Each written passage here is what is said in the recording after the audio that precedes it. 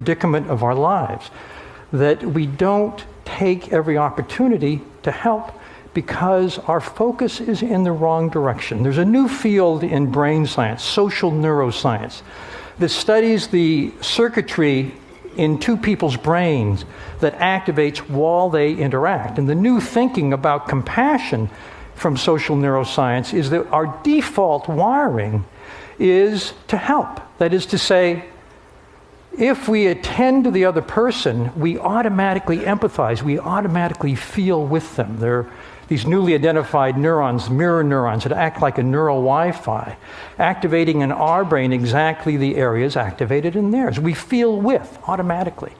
And if that person is in need, if that person is suffering, we're automatically prepared to help. At least that's the argument. But then the question is, why don't we? And I think this speaks to a spectrum that goes from complete self-absorption to noticing, to empathy, and to compassion. And the simple fact is, if we are focused on ourselves, if we're preoccupied, as we so often are throughout the day, we don't really fully notice the other. And this difference between the self and the other focus can be very subtle. I was doing my taxes the other day, and I got to the point where I was listing all of the donations I gave, and I had an epiphany. I came to my check to the Seva Foundation, and I noticed that I thought, boy, my friend Larry Brilliant would really be happy that I gave money to Seva. Then I realized that what I was getting from giving was a narcissistic hit, that I felt good about myself. Then I started to think about the people in the Himalayas whose cataracts would be helped, and I realized that I went from this kind of narcissistic self-focus to altruistic joy, to feeling good for the people that were being helped. I think that's a motivator, but this distinction between focusing on ourselves and focusing on others is one that I encourage us all to pay attention to. The Harvard Business Review recently had an article called The Human Moment, about how to make real contact with a person at work. And they said, well, the fundamental thing you have to do is turn off your BlackBerry, close your laptop, end your daydream, and pay full attention to the person. There is a newly coined word in the English language for the moment when the person we're with whips out their BlackBerry or answers that cell phone, and all of a sudden we don't exist. The word is pizzled. It's a combination of puzzled and pissed off. I think it's quite apt. It's our empathy, it's our tuning in, which separates us from Machiavellians or sociopaths. I have a brother-in-law who's an expert on horror and terror. He wrote the annotated Dracula, the Essential Frankenstein. He was trained as a Chaucer scholar, but he was born in Transylvania, and I think it affected him a little bit. At any rate, at one point, my brother-in-law, Leonard, decided to write a book about a serial killer. This is a man who terrorized the very vicinity we're in many years ago. He was known as the Santa Cruz Strangler, and before he was arrested, he had murdered his grandparents, his mother, and 5 co-eds at UC Santa Cruz. So my brother-in-law goes to interview this killer, and he realizes when he meets him that this guy is absolutely terrifying. For one thing, he's almost 7 feet tall. But that's not the most terrifying thing about him. The scariest thing is that his IQ is 160, certified genius. But there is zero correlation between IQ and emotional empathy, feeling with the other person. They're controlled by different parts of the brain. So at one point, my brother-in-law gets up the courage to ask the one question he really wants to know the answer to, and that is, how could you have done it? Didn't you feel any pity for your victims? These were very intimate murders. He strangled his victims. And the strangler says very matter-of-factly, oh no, if I had felt the distress, I could not have done it. I had to turn that part of me off.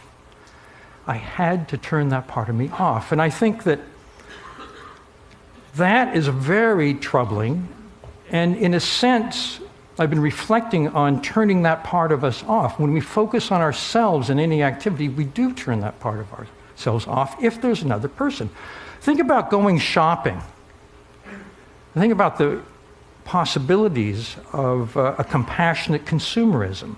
Right now, as Bill McDonough has pointed out, the objects that we buy and use have hidden consequences. We're all unwitting victims of a collective blind spot. We don't notice and don't notice that we don't notice the toxic molecules emitted by a carpet or by the fabric on the seats, or we don't know if that fabric is a technological or manufacturing nutrient that can be reused, or does it just end up in a landfill? In other words, we're oblivious to the ecological and public health and social and economic justice consequences of the things we buy and use.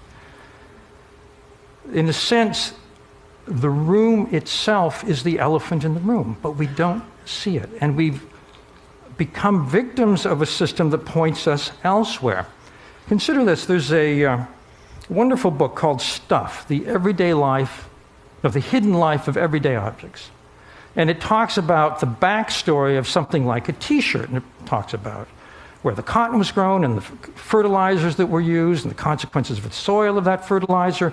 And it mentions, for instance, that cotton is very resistant to textile dye. About 60% washes off into wastewater.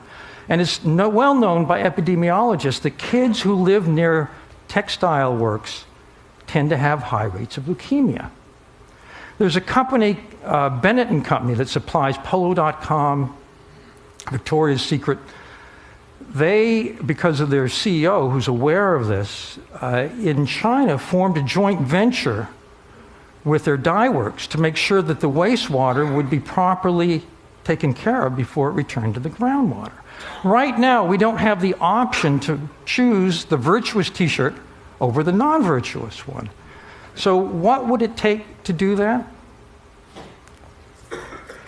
Well, I've been thinking, for one thing, there's a new electronic tagging technology that allows any store to know the entire history of any item on the shelves in that store. You can track it back to the factory. Once you can track it back to the factory, you can look at the manufacturing processes that were used to make it, and if it's virtuous, you can label it that way. Or if it's not so virtuous, you can go into any store, put your scanner on a palm onto a barcode, which will take you to a website. They have it for people with allergies to peanuts. That website could tell you things about that object. In other words, at point of purchase, we might be able to make a compassionate choice. There's a saying in the world of information science, ultimately everybody will know everything. And the question is, will it make a difference? Some time ago, when I was working for the New York Times, it was in the 80s, I did an article on what was then a new problem in New York. It was homeless people on the streets.